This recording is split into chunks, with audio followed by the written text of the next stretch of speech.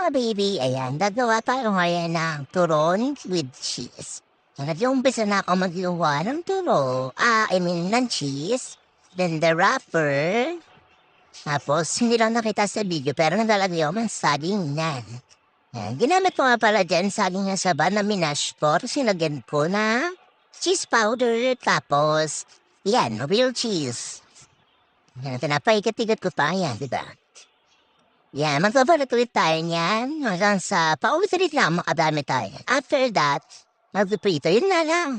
Mga baby, hindi ko na na-videoan yung pagluluto ko kasi busy-busyhan. Hirap pa na mag-voice over, no? Kasi yan, maririnig niyo, di ba? May naglalaro. Takman akong sasakyan ng baby boy ko yan. Ayan, nag-iwan ulit ako ng cheese.